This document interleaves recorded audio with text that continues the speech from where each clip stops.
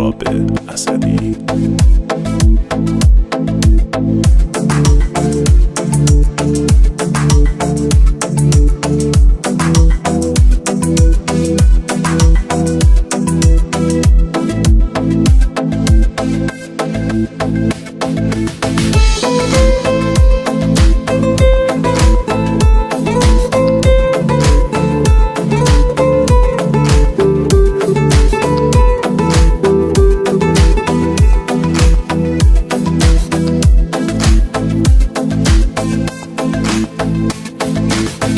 رفتی از دنیای من، خالی شد آغوش من.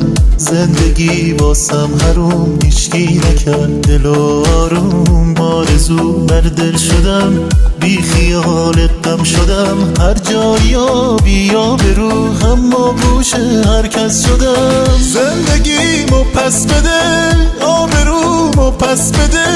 نه نمیتونی گلم، گفتم که از دستم نده.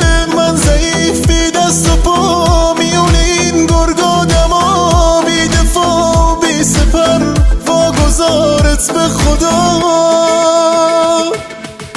دستتو گذاشتی دو دستام، گفتی تا فردا ها پیش تو میمونم. سرتو گذاشتی رو شونم، گفتی بات میمونم. چی شد؟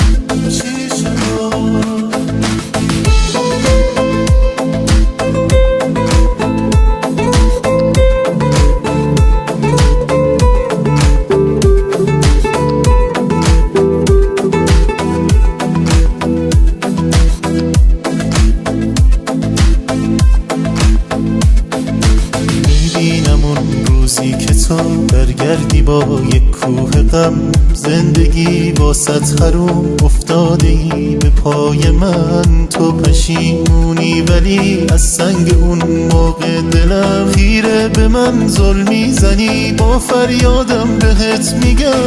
زندگیمو پس بده، آبرومو پس بده. نه نمیتونی گلم، گفتم که از دستم نده. من ضعیف بی دست و پا، میون این گرگا دما. بی دفاع بی سپر، واگذارت به خدا.